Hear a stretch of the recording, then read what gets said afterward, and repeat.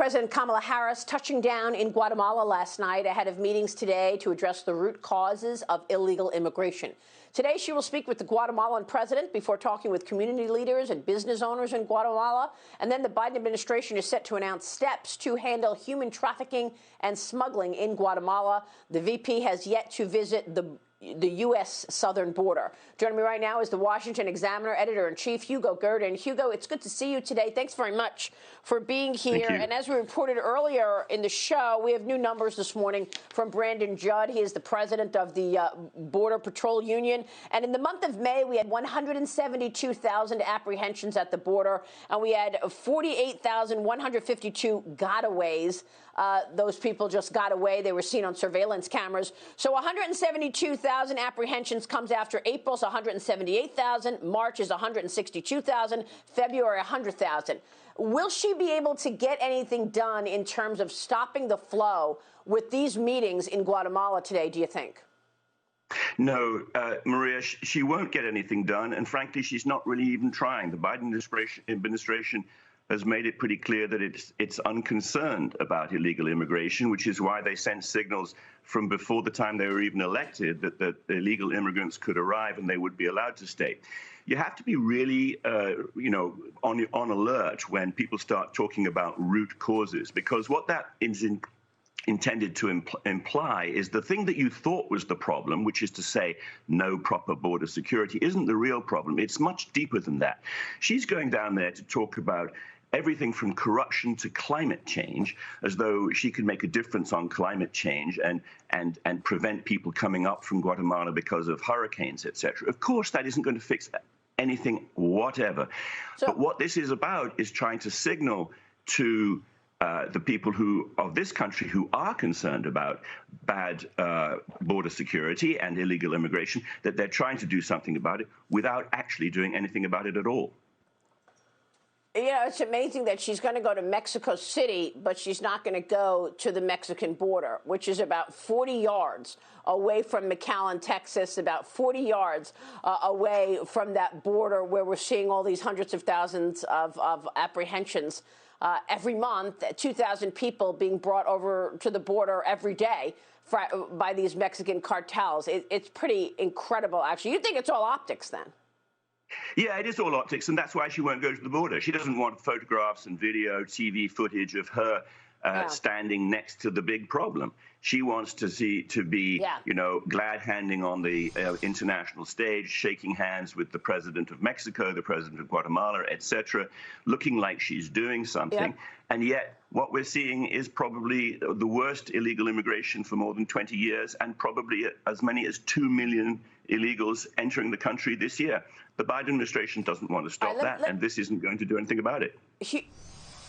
Hugo, let me move on to the budget because, as we have been reporting, President Biden does not have the support within the Democrats to pass his massive agenda. But he released his budget, as you know, $6 trillion budget that he released on the Friday before a long Memorial Day weekend. We got into it yesterday on Sunday Morning Futures with Missouri Congressman Jason Smith. He is the ranking member on the GOP Budget Committee. He talked about what this budget means for the American people. Take a listen.